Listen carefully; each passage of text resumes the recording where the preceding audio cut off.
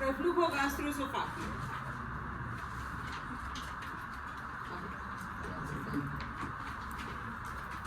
Bueno, para aquí recordar, bueno, la presión que ejerce normalmente el esfínter esofágico interior del esófago, obviamente del esófago. El reposo, nos dice, ¿no? El reposo es de 10 a 30 milímetros de mercurio. Entonces, cuando están allí, o sea, si se fijan, continúa la pared muscular, mucosa y músculo del esófago, la continuación, o sea, no es un esfínter aparte, es continuación, digamos, engrosamiento, un reforzamiento de fibras musculares nada más en esta zona. Ahí está entonces el esfínter esofágico inferior. ¿Qué más hay que tomar en cuenta? Hablaba de la presión. La presión para que no se regrese, para que no haya reflujo, para que no regrese el contenido gástrico, necesitamos una presión de hasta 9 milímetros de mercurio. O sea, sobradamente esta presión, ¿sí?, genera este esfínter de forma sobrada, digamos.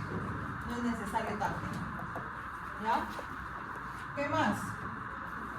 ¿Qué más? Fijémonos allí en lo que es. Esta viene a ser una barrera anatómica, es una barrera antirreflujo, donde el principal elemento es el esfínter esofágico inferior. Pero además, mejor me quedo acá, ¿ya? Me quedo acá para señalar. Pero además lo acompaña, o sea, esta barrera, o sea, si se fijan, el esófago es toda la parte, la ubicación es torácica, ¿sí? Es torácica. De allí viene el hiato, o sea, ese hueco, ¿no? El hiato en el diafragma, por donde pasa el esófago. Y entonces la última porción, estamos hablando de unos 3 centímetros aproximadamente, del esófago sería la parte abdominal, ¿sí? La zona abdominal. Ok, entonces aquí cruza, ¿no? Tenemos lo que es el hiato del diafragma, está el diafragma y acá tenemos el diafragma crural, ¿no? Como una especie de ligamento que asegura al esófago al hiato del diafragma, lo asegura, lo acomoda ahí al hiato del diafragma. Entonces, esta presencia de este diafragma crural, y por este lado tenemos un ligamento freno esofágico, aseguran, digamos, la ubicación, que queda ahí fijo, la ubicación del esófago, asociado a este diafragma crural también, para que esté fijo, fija las estructuras, es que el diafragma costal, ¿no? Que se ensarta o se une a la altura de la columna vertebral T10, ¿sí? En el segmento T10, ¿ok? Y luego acá tenemos, ¿qué más? El ángulo de His, ese ángulo entre el esófago y el cámbios, ¿no? ¿Listo?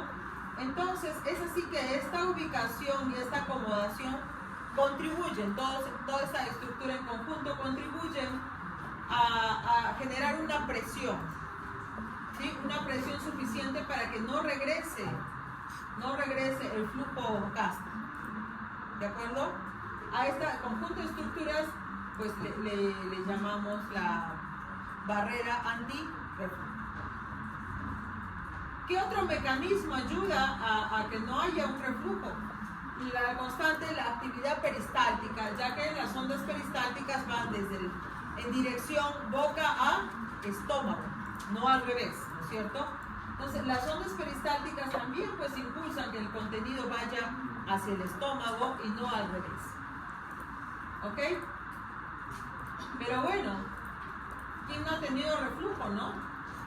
¿Quién no ha tenido reflujo? Sin necesariamente síntomas, simplemente un reflujo fisiológico que da pues justamente de poco después puede darse de que uno ha consumido alimentos, ¿no? Cuando uno no consume muchos alimentos o estos alimentos tienen alto contenido en grasas, ¿no? Digamos que decimos una comida pesada, ayuda al reflujo, ¿sí? Cuando pasan los alimentos este esfínter, ¿no? Se relaja, el esfínter esofágico inferior permite, ¿no? Y las últimas ondas peristálticas se relajan, o sea, permite que pase el bolo alimenticio, ¿no? Hacia el estómago. Pero cada vez que pasa se relaja, porque normalmente se contrae. Cuando está cerrado para que no regresen los alimentos, el esfínter suele estar contraído, ¿no? Pero para que haya menos flujo. Pero bueno, cuando pasan los alimentos, esta estructura se relaja y permite el paso del bolo alimenticio, ¿no? ¿Sí? Pero a veces cuando se relaja, para permitir el paso, deja un espacio que da la oportunidad que haya reflujo. ¿Sí? Porque no todo el tiempo está cerrado. En este caso, cuando permite el paso del alimento, ahí también se puede aprovechar y generarse este reflujo. ¿Ya? Ok. Bueno, cuando hablamos de reflujo, ¿qué contiene ese reflujo? Ácido clorhídrico, básicamente ácido clorhídrico y pepsina. No solo está pues lo nocivo que puede ser el ácido clorhídrico, ¿no? Para provocar esta esofagitis, ¿no? No solo está el contenido del ácido clorhídrico, que sí, obviamente es dañino el ácido, pero también está acompañando la pepsina, que es una proteasa, ¿no es cierto? Y la pepsina puede también dañar, destruir, dañar lo que es mucosa. ¿Sí? Esto se complica más cuando el contenido proviene de lo que es duodeno, porque del duodeno vienen sales biliares, enzimas duodenales o enzimas intestinales y enzimas pancreáticas, ¿sí? Complicando y haciendo posible que se pueda dañar la integridad del esófago. Genera, como decimos, esofagitis. Esto se inflama también, causa esta pirosis, que es ardencia, ¿no? Pirosis, ¿sí?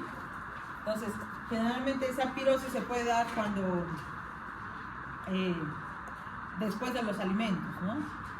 Dentro de la hora o un tiempo después de los alimentos. ¿Ya? Y como les decía, ¿es normal reflujo? Sí, se puede dar reflujo. Y entonces, si hay un reflujo de, digamos, se les da una vez por semana, pues no es algo grave, ¿no? Pero si estamos hablando de más de 2 veces por semana, ya podríamos hablar de la enfermedad del reflujo gastroesofágico. Bueno, ¿qué puede generar el reflujo gastroesofágico? Cuando uno se agacha, entonces está lleno el estómago, lleno el contenido y se agacha también, ¿no? La obesidad, el consumo de fármacos, por ejemplo, fármacos anticolinérgicos. Los fármacos anticolinérgicos, recuerden que la acetilcolina es un mediador y que va a procurar el peristaltismo. Entonces, si hay un fármaco anticolinérgico, va a bajar la potencia, la frecuencia de las ondas peristálticas. Y si no hay ondas, sí favorecería, o sea, no hay una fuerza que se oponga al reflujo, entonces puede darse el reflujo. Personas embarazadas, ¿no? También es más común el reflujo. Cuando uno ingiere alimentos y se recuesta, ¿no? En posición supina, por ejemplo, también. Entonces la posición favorece que haya un reflujo. ¿Sí? Ok. La hernia yatal, ¿no? Entonces cuando esta estructura anatómica deja un espacio, relaja una alteración en la cual deja un espacio aquí en este hiato que hace posible, pues digamos, no está muy suficiente tensado este diafragma plural, por ejemplo. Entonces es posible que parte del contenido digamos, se invagina la pared del estómago hacia ese hiato, ¿no? Formando una hernia. Por ejemplo aquí, ¿no? Ahí estaba el ángulo, ¿no es cierto? El ángulo X, ya no hay ángulo, ¿no? Aquí. Entonces parte de este contenido de la pared del estómago ha pasado por ese hiato, ¿sí? Ha pasado y formando una hernia. Y por supuesto, pues esta hernia va a favorecer el reflujo, ¿sí? Favorece ese reflujo.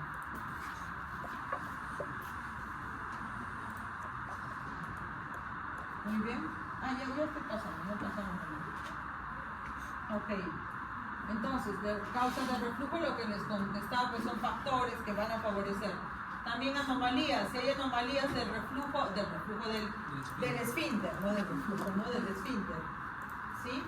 Baja la tonicidad, por ejemplo, ¿no? La tonicidad en reposo del esfínter es menor, entonces eso también favorece, por supuesto. Si hay anomalía, favorece el reflujo. La peristalsis incompleta, les decía, por ejemplo, por fármacos anticolinérgicos o algunos otros efectos, que si hay una inadecuada peristalsis, favorece el reflujo. Aumenta la presión abdominal, por ejemplo, ¿cómo puede aumentar? En casos de embarazo, hay vómitos, tos, cuando uno levanta pesos, cuando uno se inclina, ya les mencioné la hernia hiatal.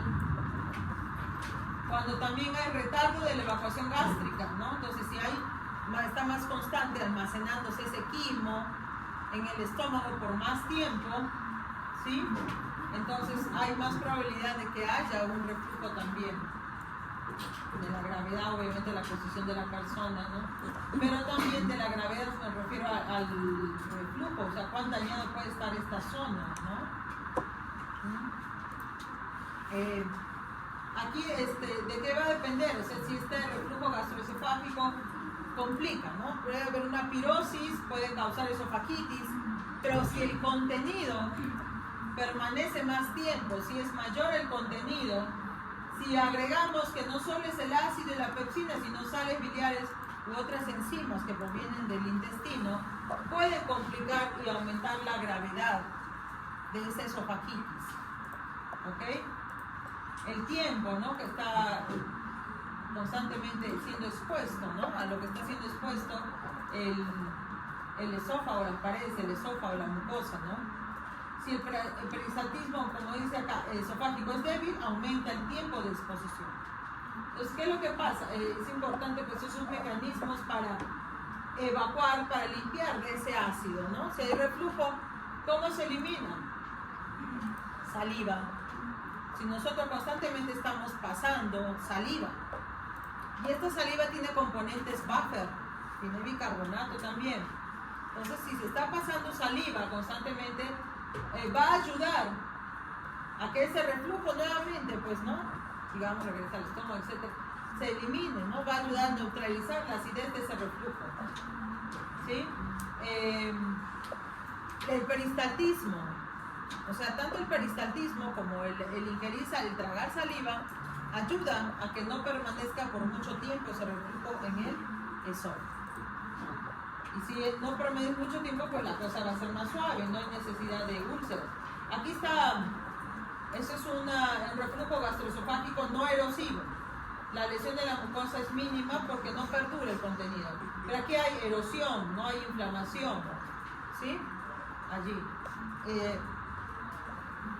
En cambio acá vemos formaciones de úlceras. Entonces aquí vemos que se ha prolongado por más tiempo, ¿no? ¿Cómo se llama? El reflujo generando estas úlceras. Se tiene a veces esa sensación de quemazón, de pirosis, ¿no? En la zona external, subesternal también. Entonces, esa pirosis, ¿no? Es el dolor, que genera. Entonces, a veces se ha visto, o sea, se ha hecho un seguimiento que no necesariamente se va a dar cuando hay reflujo. O sea, a veces no hay reflujo, sin embargo la pirosis está, el daño, por el daño puede ser del reflujo también. Se han encontrado quimioreceptores en las paredes, en la mucosa, no sé exactamente la ubicación se da, todavía hay que establecer eso, falta por establecer, pero entonces la cosa es que se ha dado que este ácido que regresa a la pared del esófago activa estos quimioreceptores y de por sí entonces el esófago se inflama, ¿sí? Tiene ese aspecto erosivo que hemos visto en imagenología, ¿ya?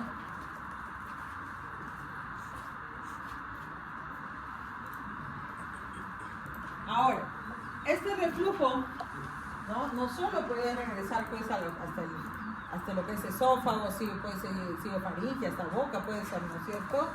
Pero también puede, al regresar, pasarse a las vías respiratorias. puede dañar, por ejemplo, las cuerdas vocales también, ¿no? Y la persona por eso presenta tos, por ejemplo, tos crónica, porque hay unas micro regurgitaciones que van hacia las vías respiratorias o dañan, les decía, las cuerdas vocales, y la persona tiene una característica, se torna su voz ronca, bastante ronca, ¿ya? Entonces, puede hacer. ¿Qué más les quería decir? Ya, asma, puede generar asma o un asma recurrente también se puede dar, o inclusive si es bastante reflujo, puede inclusive hasta generar neumonía inclusive. No, es que es mayor el volumen, va a pasar por las vías respiratorias, ¿no? Vías respiratorias, bronquios, y de ahí se va hasta los pulmones, pues. Entonces puede causar hasta neumonía inclusive. Así es. ¿Ok? Listo. ¿Qué se produce? Lo que les decía, esa pirosis, ese dolor, y aquí, ¿no? Esto es un indicativo, ¿no? Si es dentro de la hora de la ingesta, el dolor, y empieza esa pirosis y ese dolor, dentro de la hora de la ingesta de alimentos, es un indicativo, pues, que estamos hablando de reflujo. ¿Qué más? Hay daños en la lesión mucosa, hay inflamación, aumenta la permeabilidad capilar, por ejemplo, se forma edema también, ¿sí? Fragilidad tisular en las zonas, pues, afectadas, esófago, faringe, vías respiratorias inclusive, y ulceraciones, ¿ya? Y lo que les decía que se presenta es la tos, la voz ronca, la pirosis, el reflujo, la regurgitación, que llega hasta, regurgitación hablamos, si llega hasta la boca, ¿no? Llega hasta la boca el contenido. ¿Ok? Bueno, se lo que tiene. Entonces vamos a cerrar. Aquí. A veces también factores que pueden aumentar este riesgo. Si la persona tiene reflujos, pues no consuma café. Alcohol, por supuesto que no. Ají, cebolla, chocolate, comidas altas en grasa, porque eso va a aumentar ese reflujo, esa regurgitación también, ¿ya? ¿Por qué? Porque va a incidir sobre el esfínter esofágico inferior, relajándolo y permitiendo, pues, que haya un reflujo, ¿ya? Entonces esos alimentos que he mostrado. Obviamente es un factor de riesgo las personas que fuman, las personas que beben alcohol, por supuesto que sí, ¿ya? Y acá resumo, ¿no? Esta correlación, no sé dónde inicio, a ver. Ok, bueno, acá está. Alteraciones. Entonces, en esta enfermedad de reflujo gastroesofágico se producen alteraciones de motilidad. Estas alteraciones de motilidad pueden puede ser la causa del problema, o pueden aumentar también, inducir por el ácido. O sea, esa presencia del ácido puede inducir alteraciones de motilidad. La distensión esofágica, ¿no? Que les había mostrado la vez pasada. Y esta distensión hace, pues, que por debido a este reflujo, ¿no? Este reflujo constante, y que no hay una buena tonicidad muscular. La estimulación de quimiorreceptores de la mucosa, que les decía, no necesariamente en el momento de reflujo, pero también están estimulados quimiorreceptores en la mucosa. Todo ello nos lleva a una pirosis. Ahora, esta pirosis también puede aumentar porque en la saliva, o sea, como permanece el reflujo, la saliva se entiende que debe de buscar neutralizar ese reflujo. Pero pues baja concentración de bicarbonato salival va a empeorar la situación, entonces da la pirosis. Se aumenta el volumen de reflujo de ácido, aumentar la pirosis. Y si está la pepsina interactuando con el ácido, no solo es el ácido el problema, sino esta proteasa, ¿no? Entonces también va a generar mayor daño, que se evidencia con esa pirosis, ¿no? Y bueno, esta pirosis, este daño, pues que también va a desencadenar lo que es no solo reflujo de ácido gástrico, también de sales, hay reflujo de sales biliares. Y los mecanismos de depuración están alterados. ¿Cuáles son los mecanismos de depuración que les decía? ¿Cuáles son?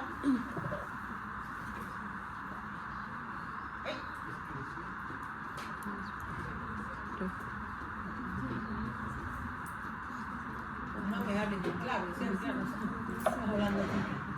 ¿Qué sospecha? ¿Cómo es el mecanismo de depuración? Ya cuando ha habido, o sea, el reflujo.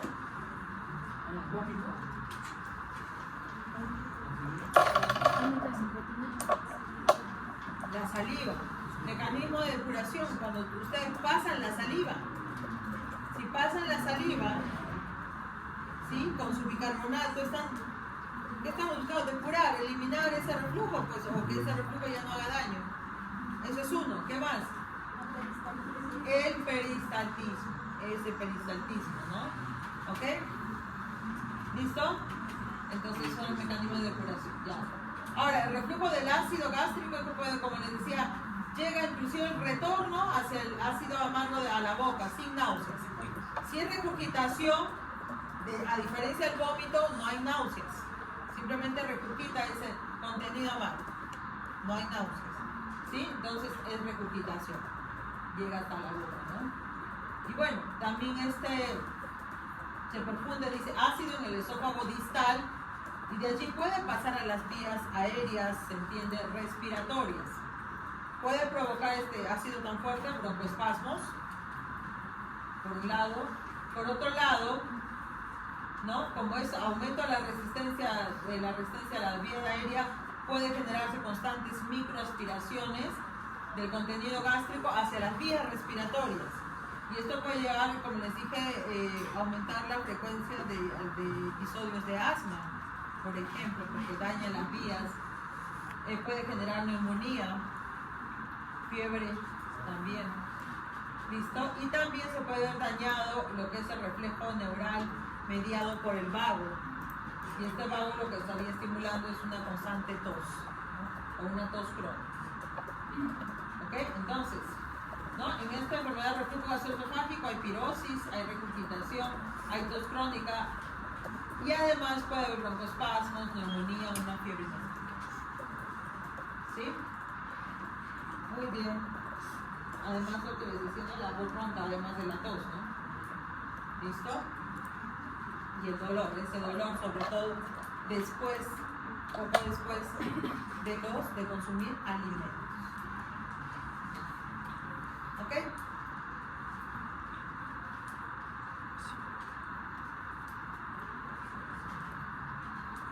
¿Qué digo del estómago? Esto ya lo hemos visto, ¿no?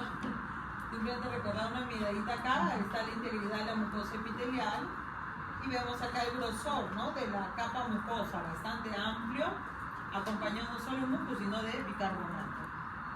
Y son elementos suficientes para defender a la mucosa gástrica del ambiente muy ácido, y no solo de la acidez, sino de la presencia de la pepsina, ¿no? Que pepsina va a digerir, va a destruir cualquier zona donde haya proteínas, pues, ¿no? Entonces también es dañino. ¿Ok? Listo. Bueno, mecanismos, esto ya hemos visto, por eso lo estoy pasando. Acá ya también vimos la presencia de las células epiteliales produciendo, ¿qué producen? Células epiteliales, o sea, yo digo, son células, ustedes me guían. Sí. Células parietales, ¿cierto? Que producen, ¿de dónde a dónde? ¿Hacia dónde va el ácido clorhídrico? ¿A la sangre? No, el ácido clorhídrico hacia la luz, ¿cierto? Luz gástrica, ¿ok? Y bueno, y en el lado contrario, entonces la luz gástrica se emite y se libera los protones, el anillo cloro, ¿no? Para el otro lado, en la membrana basal hay receptores que van a estimular la función de las células parietales. Entonces, bueno, cuando se une ligando a esos receptores, ¿no? Se une a la acetilcolina, a su receptor colinérgico, y va a estimular, ¿no? La producción de HCl. Está la gastrina, entonces hay un receptor para la gastrina en la zona apical, y también hay un receptor para la histamina, ¿no? Receptor H2 específicamente. Además de la histamina, gastrina, acetilcolina, también hay receptor para prostaglandina. ¿Ok? ¿Listo? Y aquí les mencionaba el receptor de la histamina, H2, entonces aquí aquí pues conocemos fármacos que compiten, ¿no?, con esta histamina por el receptor para bloquear, ¿no?, ese efecto, y entonces estimule a no producir más ácido clorhídrico, ¿sí? Entonces esos antagonistas, digamos así, sí, antagonistas, vendría a ser la conocida ranitidina, cimetidina, nisatirina. Solo que la ranitidina, bueno, ahora no está estrictamente, pero ya en varios mercados, hablo de farmacéuticos, la han sacado, la han retirado la ranitidina, ¿no? Por ejemplo, en Estados Unidos no está bloqueado todo, porque tiene efectos dañinos, ¿no? Entonces a la larga, entonces no se debe usar mucho, no se debe usar, ya no se debe usar ranitidina. Hay otras alternativas como la cimetidina, la nisatirina, por ejemplo. ¿Cómo? El omeprazol, vamos por este lado. Miren, otro mecanismo. Entonces en la membrana vasolateral. En el otro lado está la membrana apical. Y ahí recordemos, ¿quién saca los protones? La bomba de protones, potasio. ¿Sí? Vemos aquí que ingresa el potasio y salen los protones. Entonces los inhibidores, como el omeprazol, el esomeprazol, el lansoprazol, son inhibidores de la bomba de protones. ¿Sí? Inhiben, de esa manera pueden ejercer su efecto. Entonces es más efectivo esta línea que esta, porque este solo bloquea receptores de histamina, pero aquí. Pero de todas maneras hay que controlar, ¿no? Pero por ejemplo el omeprazol también se recomienda, ahora que hemos estado hablando de reflujo gastroesofágico, también se receta el omeprazol también, ¿no?, para ayudar a ese problema, a esa pirosis por el reflujo. ¿Ok?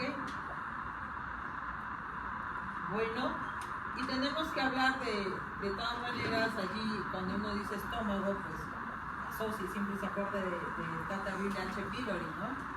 A ver, levanten la mano, ¿cuántos tienen H. pylori? Bueno, creemos que no tenemos. Creo que no. Más o menos deben de tener la mitad, más o menos, del salón, quizás un poquito más, ¿no? No sé. A ver, levanten la mano los que comen en la calle, por lo menos una vez por semana, por lo menos. ¿O quién no come en la calle nunca? O sea, ¿Usted no come nunca en la calle? ¿Usted no come en la calle? ¿Se ha levantado la mano? Por eso, no come en la calle. Sí come, no, por eso decía, ¿quiénes? Entonces, ¿quiénes no comen en la calle? Nunca comen en la calle. ¿Usted no come en la calle? Entonces, preocupante. Y con mayor razón, él, por ejemplo, puede ser uno de los pocos del salón que no tiene H. pylori, ¿no? A menos que no come en la calle, pero en su casa puede agua al caño, una cosa así. Sus verduras mal lavadas y al mató todo, ¿no? ¿Sí? Entonces, algunos deben de tener, o tuvieron H. pylori, siguieron el tratamiento, todo lindo, bonito, pero estamos en un país en desarrollo, así que por más que, no, tuve, pero seguí mi tratamiento y ya no tengo, ¿no? Ya está perfecto todo. Y nuevamente come comida en la calle, como en su casa, mal lavada las verduras, ¿no? Y lo que fuera, y ya, otra vez regresó H. pylori a su vida, ¿no? ¿Quiénes, a ver, levanten la mano, quiénes viven estresados, comiendo a deshoras? Levanten la mano. ¿Quiénes menos estresados comiendo a deshoras? Ay, Dios. ¿Sí? Sí. Ya está. Entonces, ese cuadro de estrés, la persona preocupada, estresadas, favorecen justamente pues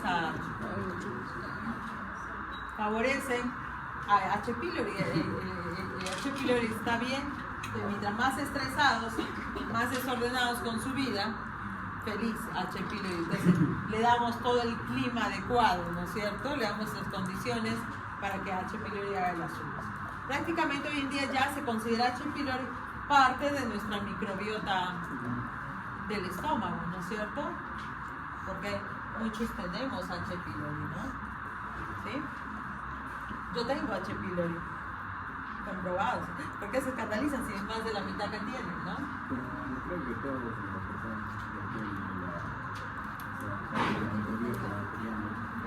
No, no es fuerte.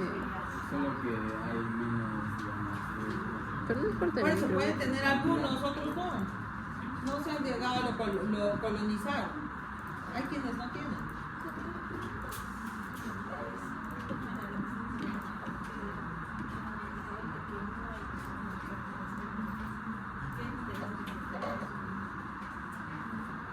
¿Por qué sería eso?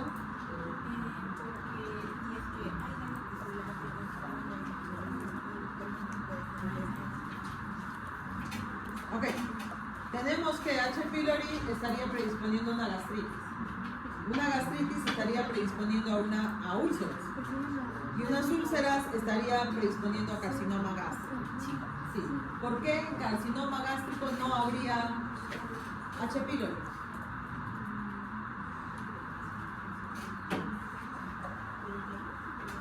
Pero el daño,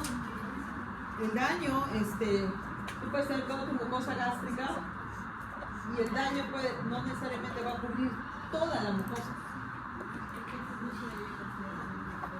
Claro, porque, o sea, puedes tú tener cáncer, pero hay zonas dañadas, pero va a haber zonas sanas o zonas, bueno, irritadas, lo que fuera.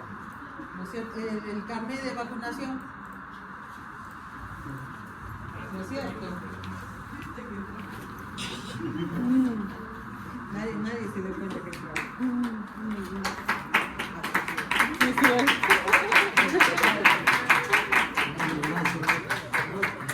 Si quieren le muestro el jugador.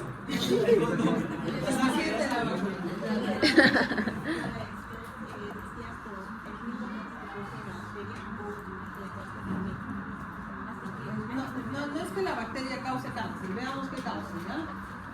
Veamos, ¿no? Ok, la bacteria, ahí está, es un bacilo que se vacila en el estómago. La luz, acá está toda la capa de la mucosa gástrica, ¿no es cierto? Ingresa la bacteria, pasa esa mucosa porque busca colonizar las células epiteliales, ¿no es cierto? Está allí. Y entonces esta bacteria va a crear un microambiente, ¿no?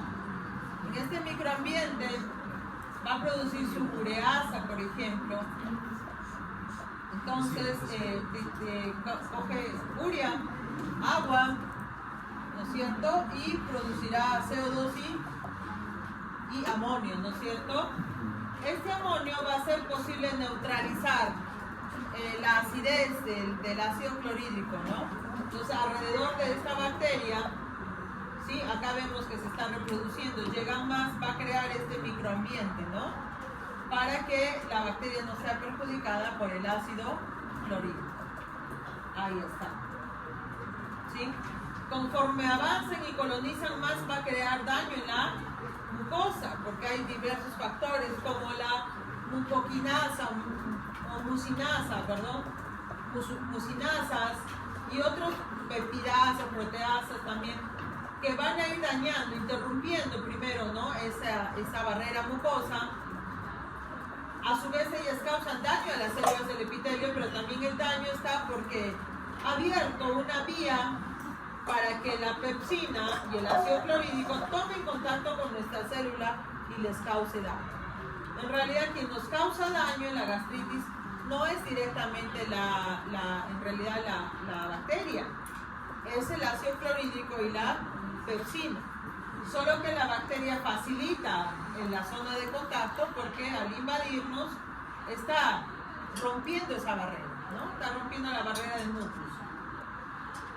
Y vemos aquí pues células dañadas, va rompiendo células dañadas que se inflaman, van dañándolas, y las células inflamadas, aquí vemos llamando componentes de la inflamación de la respuesta inmune, ¿listo? Y entonces, se van dañando las células y también va ocasionando muerte celular. Si hay muerte celular, ¿sí? Acá está la presencia de la úlcera gástrica, miren cómo ha destruido, ¿no? Toda esta pared de la mucosa. Entonces, si hay muerte celular, obviamente las células buscarán regenerarse, pero mientras ahí está el daño, generando una úlcera. Y este daño constante va a predisponer a estas células, este daño constante va a predisponer a las células que al querer regenerarse, dividirse constantemente, pueden facilitar que haya mutaciones, activación de genes, suprimir a los genes supresores de tumor y entonces desencadenar líneas celulares tumorigénicas, carcinogénicas, ¿no? Provocando el cáncer, por ejemplo, el carcinoma gástrico. Entonces, esa constante situación de daño, inflamación y de sustancias ¿no? que dañan las zonas son las que van a predisponer a un cáncer gástrico. ¿Sí?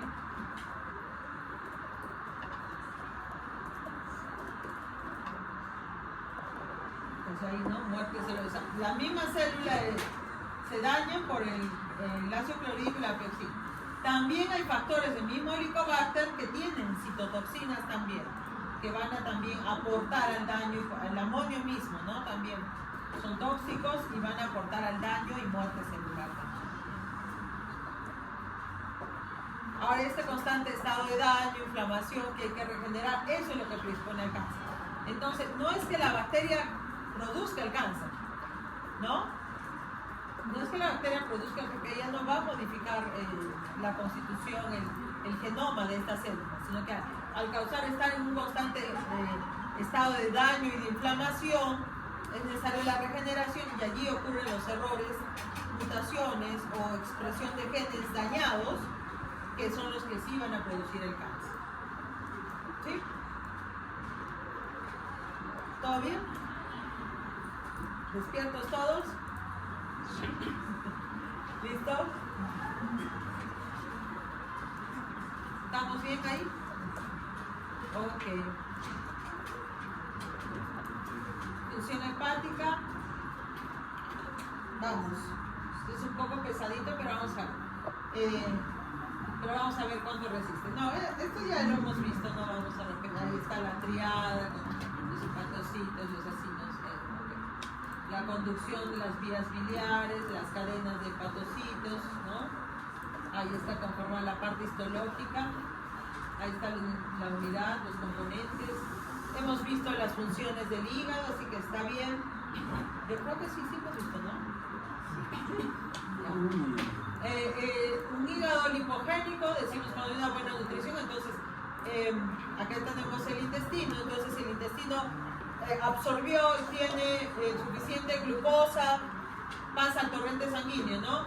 Glucosa, porque ya digirió, aminoácidos pasan al torrente sanguíneo, por este lado pasan triacilglicéridos por las vías linfáticas y finalmente, bueno, circulación porta, todo, finalmente todos esos nutrientes, glucosa, aminoácidos, triglicéridos, ingresan al hígado, ¿no? El laboratorio de nuestro organismo, ¿sí? Ok, el caso de los aminoácidos, primero, ¿no?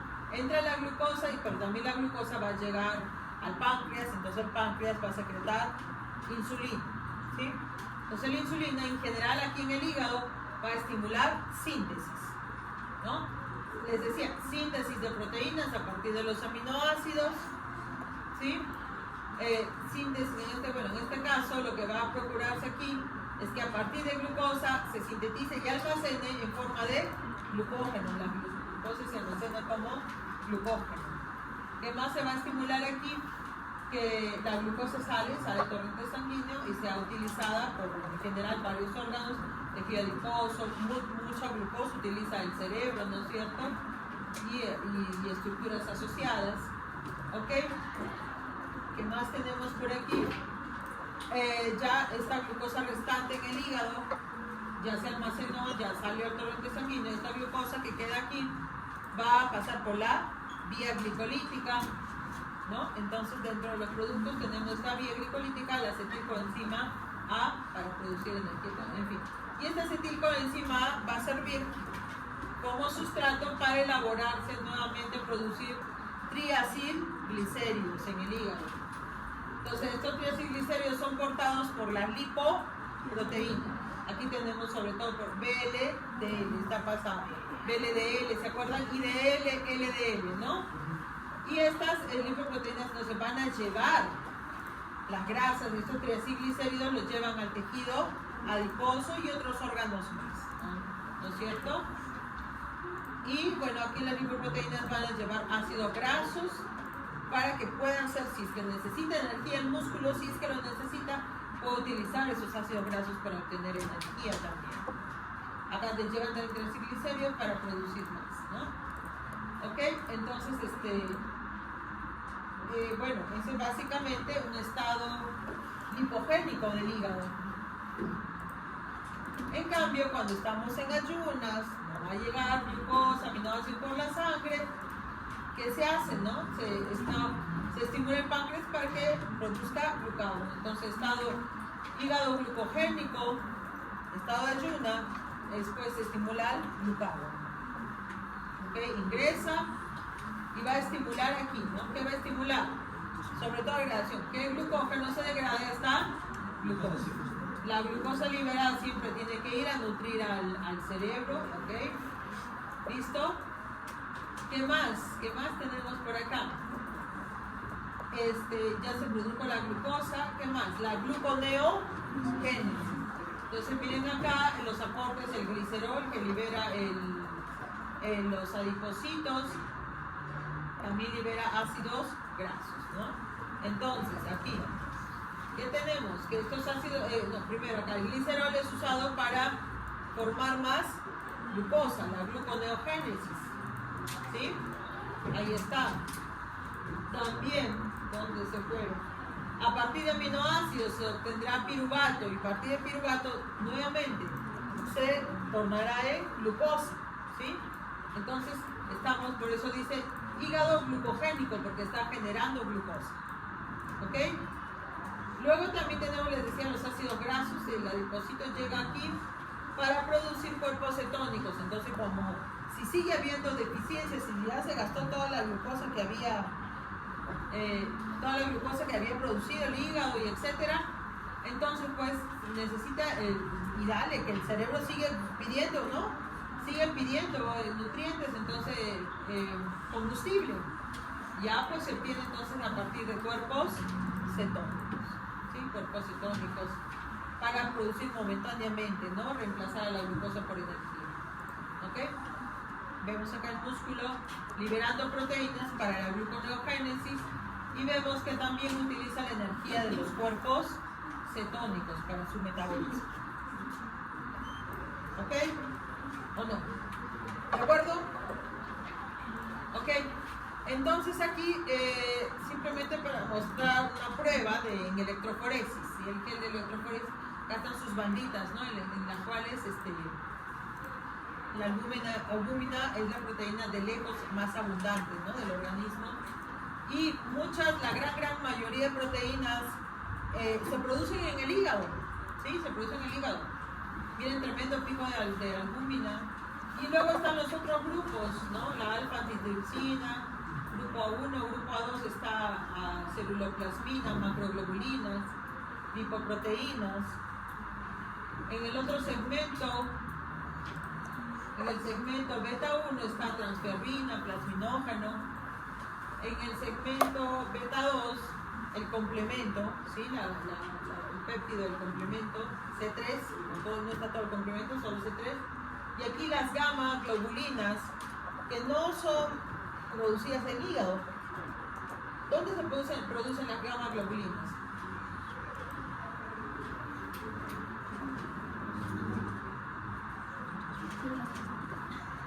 Las células plasmáticas.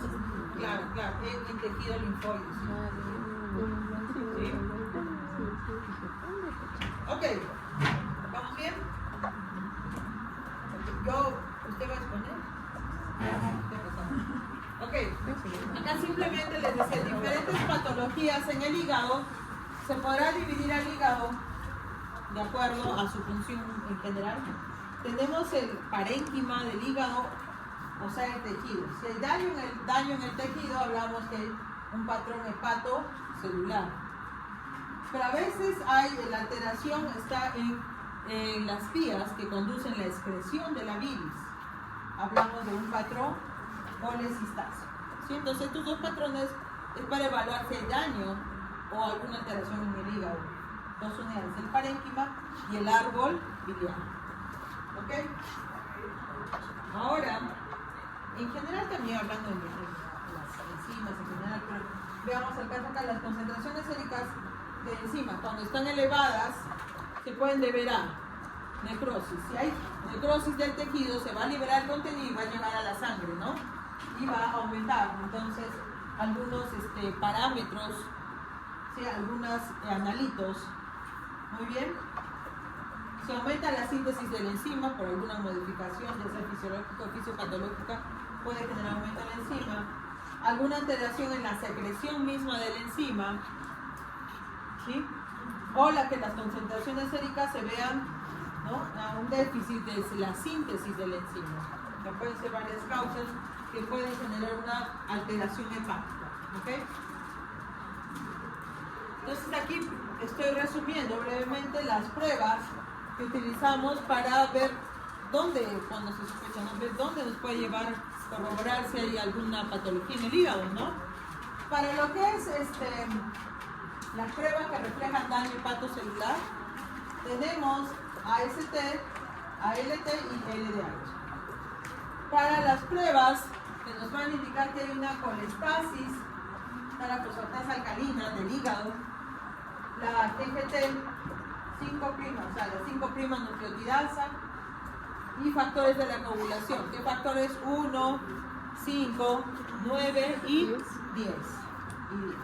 Ahí está. La misma bilirrubina. Bueno, la bilirrubina se puede medir, ¿no? La total, la directa, la indirecta. Para este caso, cuando hay colestasis, medimos la bilirrubina directa, no las otras, la directa, ¿ya? Y tenemos un tercer patrón, pero este es un test de función total, global, sobre todo cuando hay alteración de la función en general del hígado, ¿ya? En general, o sea, yo hablo de todo el órgano, no es algo localizado como este, ¿no? Entonces, cuando hay un problema en la función del hígado, tenemos estos también, albúmina, colinesterasa y tiempo de protrombina como marcadores. Entonces, en primer lugar está la AST, aspartato aminotransferasa, se cambió, antes se llamaba transamino glutámico oxalacética, o sea, el TGO, el TGO, ¿listo? Pero bueno, como prefirieron cambiar el nombre para nombrarla como su función, ¿no? Porque va a transferir un grupo aspartato, ¿sí?, al oxalato, ¿no? Lo va a transferir, entonces, bueno, se cambió su nombre. Pero está presente no solo en los hepatocitos, sino también en músculo esquelético y músculo cardíaco. O sea, en estos tres lugares la ST está elevada. Está elevado, bueno, se expresa, ¿no? Y si hay alteración se elevaría, ¿sí? Bueno, en el embarazo también aumenta esta concentración de ST o en ejercicio extenuado.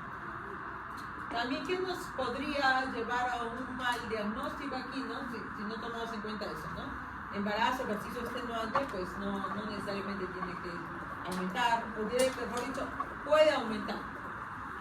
Problemas en la lectura que puede generar la hemólisis. En general, todas estas pruebas bioquímicas, son pruebas bioquímicas, le decimos, no tienen que tener color rojo, ¿no?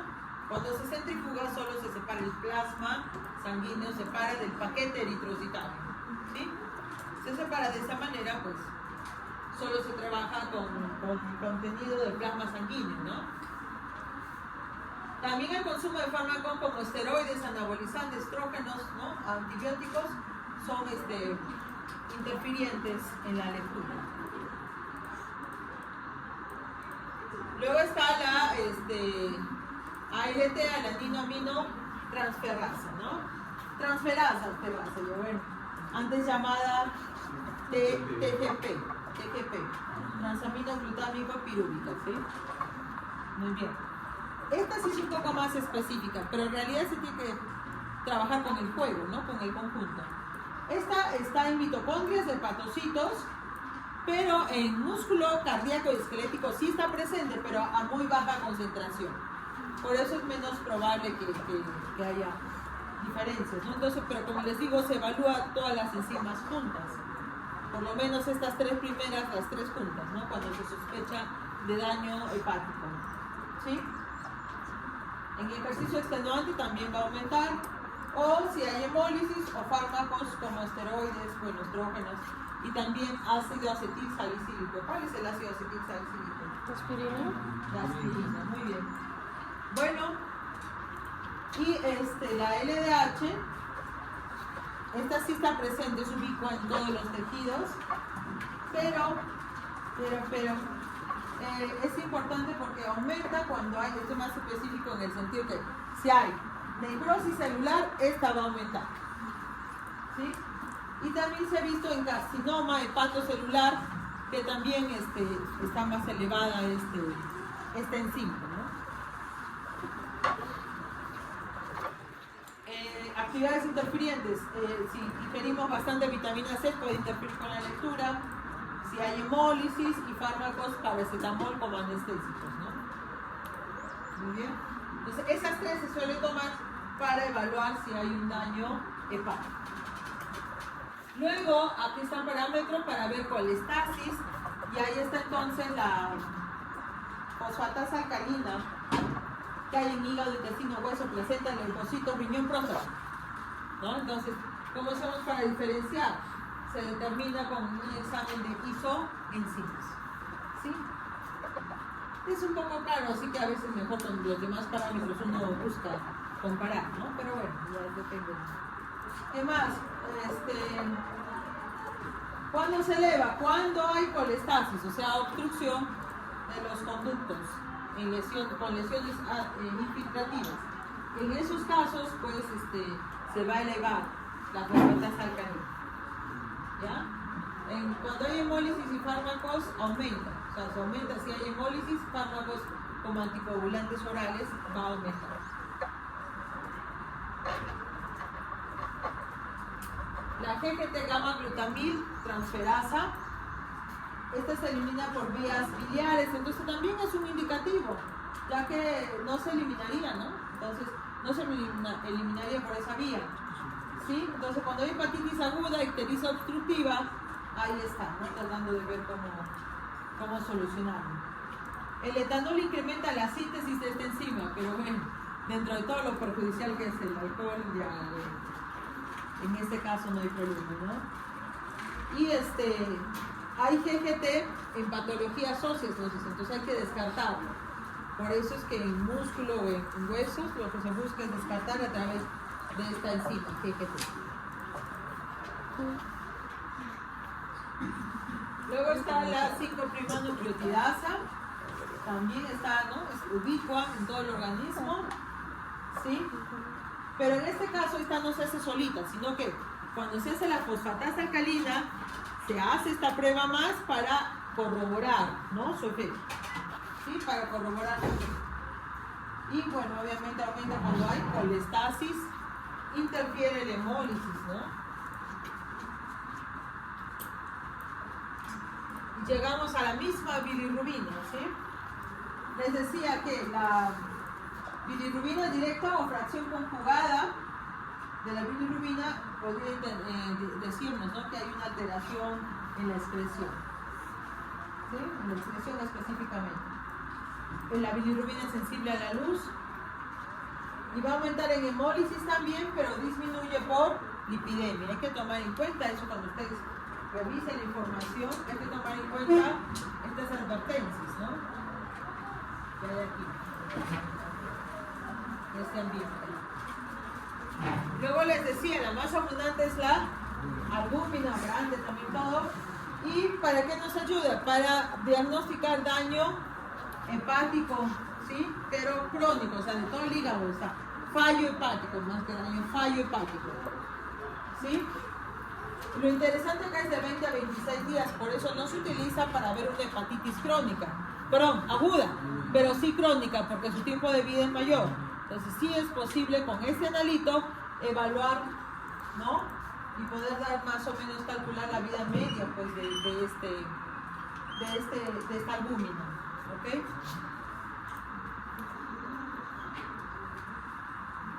Por último, penúltimo, tiempo de protrombina. últimamente cada vez más se está utilizando este fármaco a comparación de los demás este analito de la hemostasia, ¿no? De la cascada de la coagulación. ¿Ok? Entonces, insuficiencia hepática grave, se altera en general varias proteínas, incluido esta, ¿no? El tiempo de protrombina. ¿Qué pasa cuando está alterado? Aumenta el tiempo, ¿no? de formación del coágulo, lo que es el tiempo de protrombina. Ahora nos habla que para no confundirse cuando hay deficiencia de vitamina K, mala absorción, enfermedades genéticas, hay que tomar en cuenta, hay que comparar eso, ¿no? Porque si hablamos de enfermedad genética, está bien, la mala absorción, vitamina K serían las indicadas para llamar para esa prueba específicamente.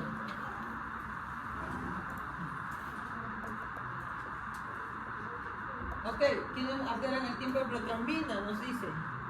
Son factores excepto. ¿Cuál no es? A ver, resuelvan esa preguntita.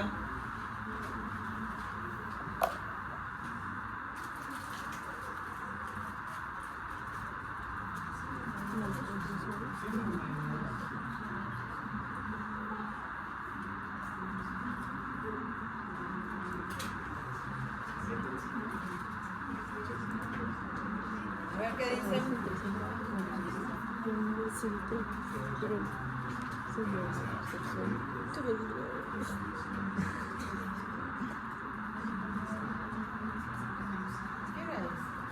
11:30. Una hora. Sí, después de esto, una más y nos toca descanso. Es pesadito el perfil, es pesado el perfil, pero mejor hagamos y después descanso. Siempre y cuando, ojo, ya Rodrigo ya no tiene descanso, ya se puede descansar. Bueno, ojo, si fallan esta pregunta no hay descanso. Así que decídanse, uno solo tiene que dar la respuesta. Si esa respuesta falla, no hay descanso. Presten atención, revisen bien las alternativas. Estén seguros de su alternativa.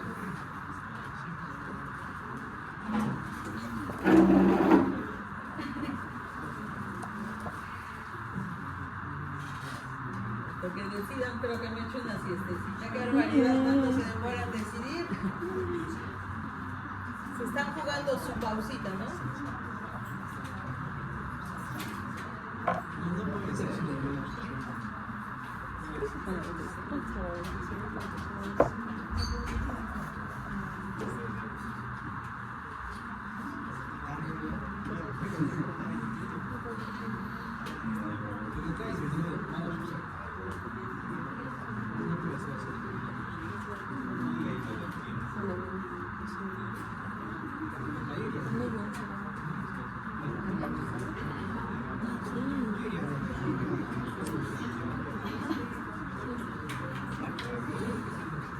¿Ya está?